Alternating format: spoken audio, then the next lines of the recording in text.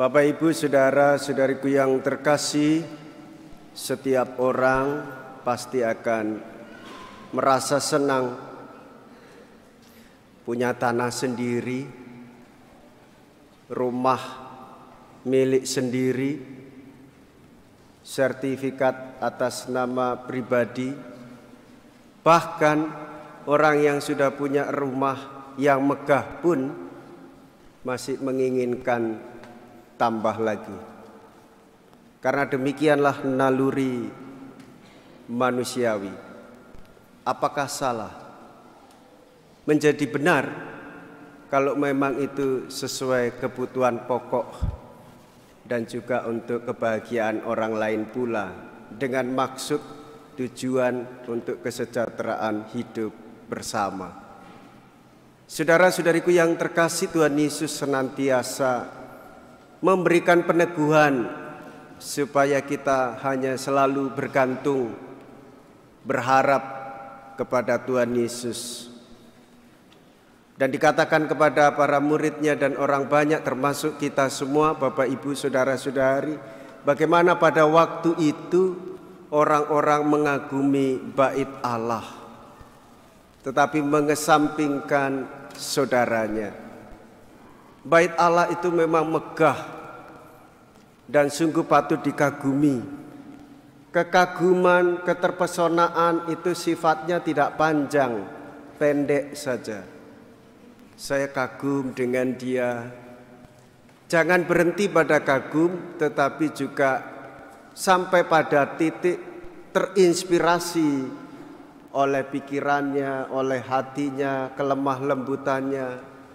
Termasuk juga mengagumi bangunan, jangan berhenti pada wah megah, tetapi ikut merawatnya, memeliharanya. Itu yang diperlukan, dan sekaligus menjadi tempat pengingat tanda bagi kita untuk merasakan kehadiran Tuhan, menghormati orang lain. Satu kesatuan yang tidak bisa dipisahkan. Bisa kita mencintai Allah yang tidak kelihatan samar-samar. Dan Tuhan perintahkan, cintailah sesamamu yang kelihatan. Saudara-saudariku yang terkasih, orang yang berpegang teguh pada imannya, percaya pada Yesus, dia akan mampu bertahan. Dan dia akan dikarunia kata-kata hikmat untuk menghormati kemanusiaan, menghormati kebersamaan, menghormati kerjasama, menghormati karya orang. Tidak cepat-cepat untuk melakukan pembelaan atau menjelekkan karya orang. Bagaimana orang selalu ditambahkan dengan pemikiran yang positif. Dimulai dari keluarga. Anak datang menunjukkan nilainya. Loh kok jelek? Padahal nilainya 8. Karena harapan pemikiran diri mintanya 100. Mengapa sulit untuk menunjukkan rasa hormat? Ya karena imannya kurang begitu kuat, sehingga tidak bisa melihat kehadiran Allah di dalam kehidupan sehari-hari.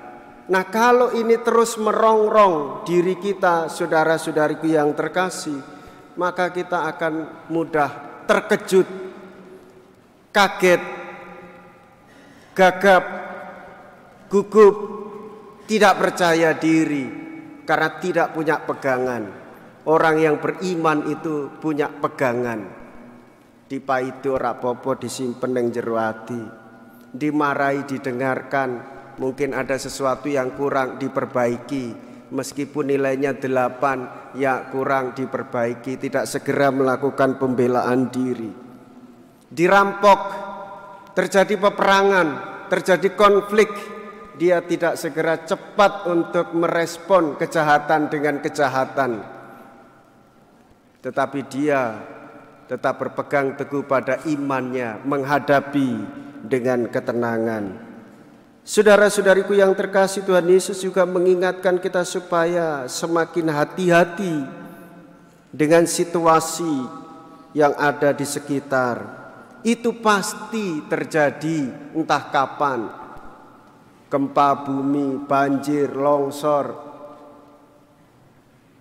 bahkan mencederai martabat orang lain, bahkan diri kita yang tidak pernah diterima oleh orang-orang sekitar. Itu pasti terjadi entah kapan. Tetapi yang diinginkan oleh Tuhan Yesus adalah bangunan hidup rohani kita ini bukan semata kesalehan. Tindakan-tindakan iman perlu kita perkuat. Membuat tanda salib itu tindakan iman.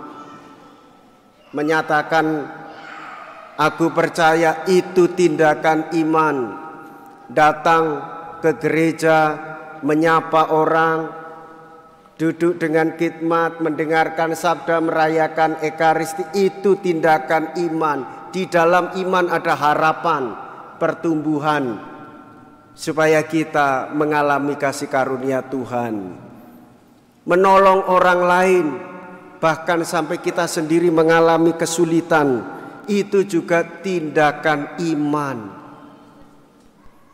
Bahkan mengambil sampah-sampah yang ada di dalam gereja maupun di luar gereja, terlihat tampak konkret. Misal ada teks misa jatuh, diambilnya tanpa harus bertanya siapakah yang membuang, atau bertanya siapakah yang membiarkannya, bertanya siapakah yang tanpa sengaja teks misa jatuh di tanah. Dia ambil, itu tindakan iman. Membantu anak-anak untuk semakin khidmat di dalam doa pribadi maupun doa bersama, itu juga tindakan iman. Saudara-saudariku yang terkasih, inilah kekuatan hidup Kristiani. Tidak hanya sendiri-sendiri tetapi bersama-sama.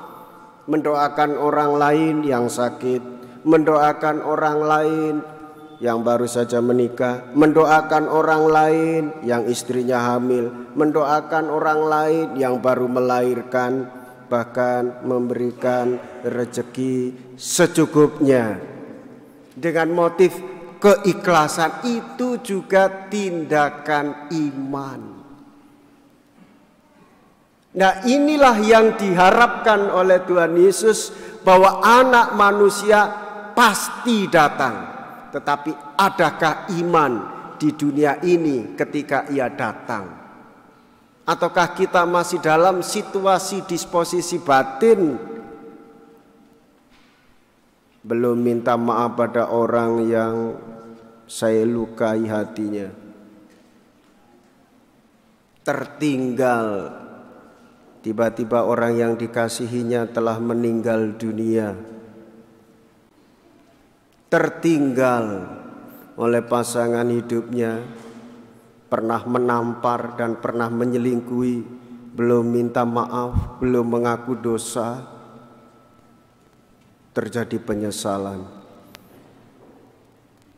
Sebelum itu terjadi, saudara-saudariku yang terkasih, Bapak Ibu sekalian yang berbahagia, kebahagiaan kita adalah pondasi dasar hidup rohani, tiang penyangga hidup rohani. Kita menyadari, paham benar ekaristi, sumber dan puncak, paham benar.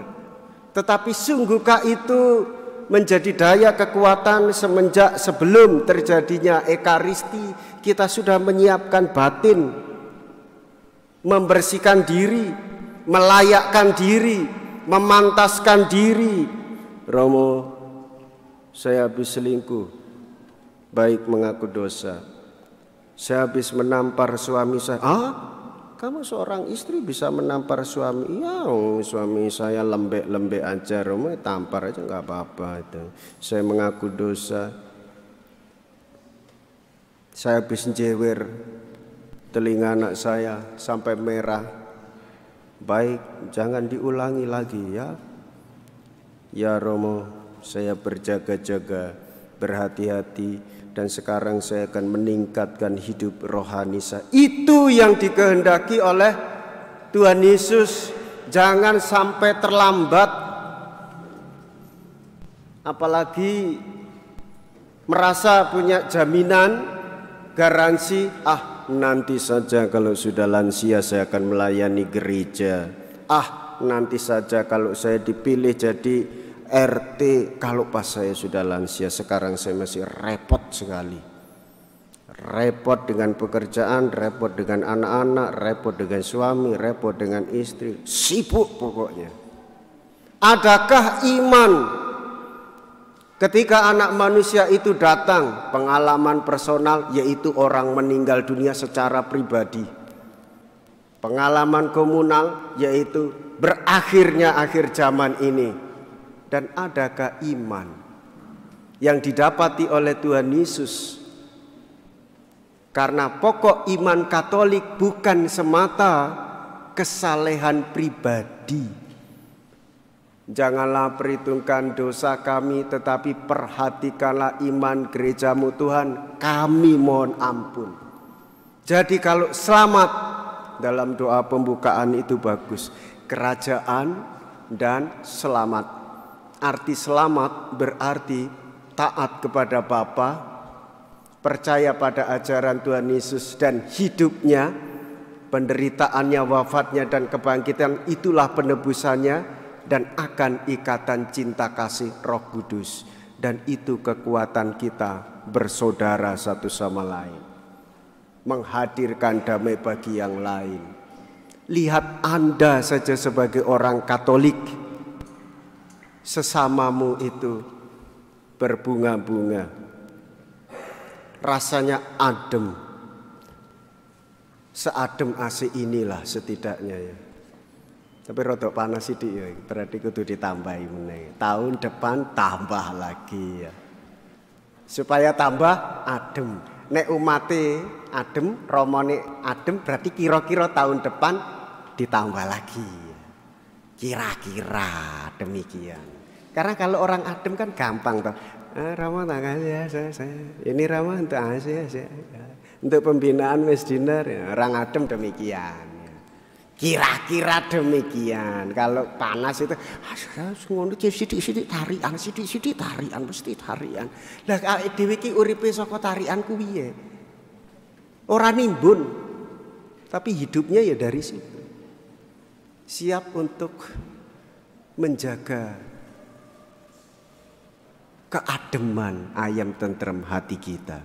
Nah, saudara-saudariku yang terkasih, dengan demikian semakin kita dikuatkan untuk membangun kerajaan kebersamaan dengan cinta yang diberikan oleh Tuhan, satu sama lain saling menghormati dan membantu. Sudah berhenti konflik antara kita. Tuhan Yesus memberkati kita semua. Amin. Saudara-saudariku yang terkasih, setelah mendengarkan sabda Tuhan dan merenungkannya, marilah kita menyatakan iman kepercayaan kita kepada Tuhan. Aku percaya akan Allah Bapa